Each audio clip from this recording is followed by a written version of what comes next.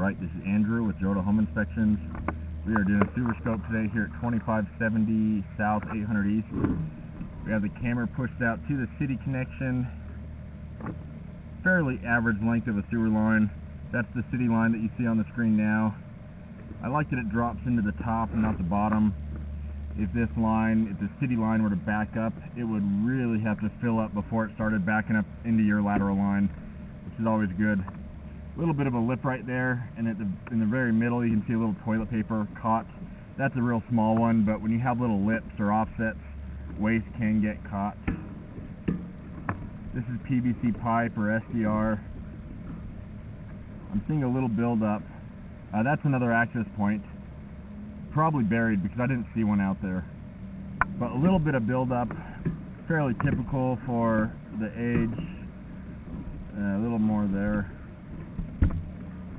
So far it doesn't look like enough that you need to proactively clean it.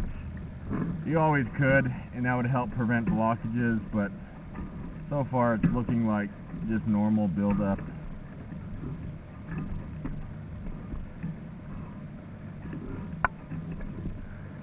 So far I'm not seeing any standing water that would indicate improper grade.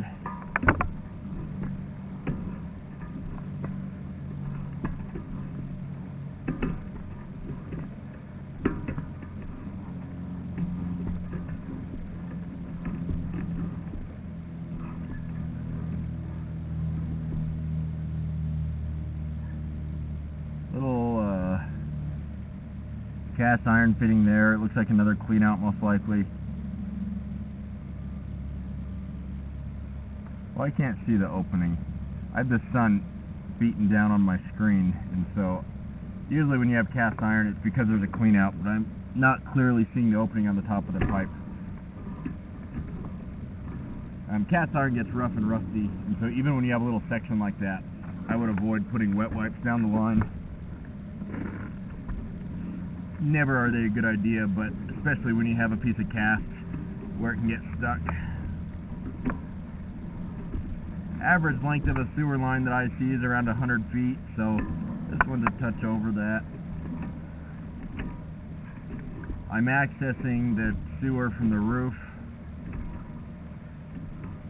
and if you ever need to have sewer work done, the most direct shot from the roof is the clean out that's towards the front of the house on the left side. The other two snake around in the crawl space a little bit more, and so that's a little tip if you're ever having somebody come work on the line. Otherwise, there's a clean out in the crawl space, but it would be kind of a pain to get to.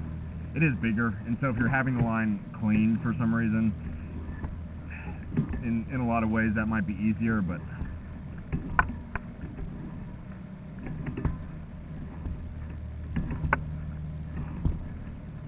and then it transitions to ABS.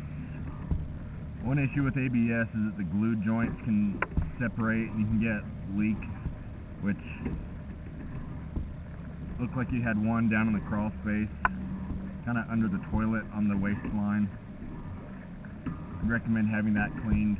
That one wasn't actively leaking, but there were dry stains. A lot of times the corrosion will kind of self-heal it.